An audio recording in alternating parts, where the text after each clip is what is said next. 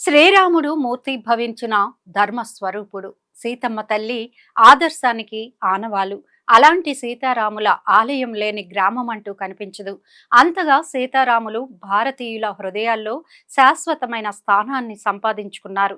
ప్రతి గ్రామంలోనూ నిత్య పూజలు అందుకుంటున్నారు. శ్రీరాముడు ధర్మానికి ప్రతిరూపం. ఆయన మానవుడిగా ఎలా ఉండాలో తండ్రిగా, కొడుకుగా, రాజుగా, భర్తగా, స్నేహితుడిగా తన కర్తవ్యాలను సంపూర్ణంగా నిర్వర్తించి ఆదర్శంగా నిలిచారు. అందుకే ఆయన్ను మర్యాద పురుషోత్తముడని కూడా అంటారు. వాల్మీకి మహర్షి తన రామాయణంలో రామో విగ్రహవాన్ ధర్మం అని వర్ణించారు.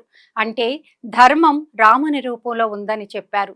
ఆదర్శనీయమైన ప్రవర్తన, తండ్రి మాటను పాటించి రాజ్య భోగాలను వదులుకొని వనవాసానికి వెళ్లడం, కైకేయిని నిందించకుండా ఉండటం, శరణు కోరిన వారికి రక్షణ కల్పించడం ఆయన ధర్మ నిరతికి నిదర్శనాలు.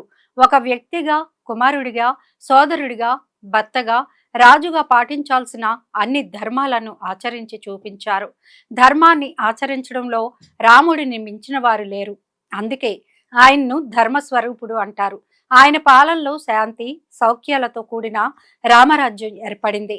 ఇది ధర్మానికి ప్రతీక. కాగా సీతారాములు కొలువైన పుణ్య ప్రదేశాలు ఎన్నో ఉన్నప్పటికీ వాటిలో ప్రసిద్ధి చెందిన క్షేత్రాలు 25 వరకు ఉన్నాయని ఆధ్యాత్మిక గ్రంథాలు చెబుతున్నాయి.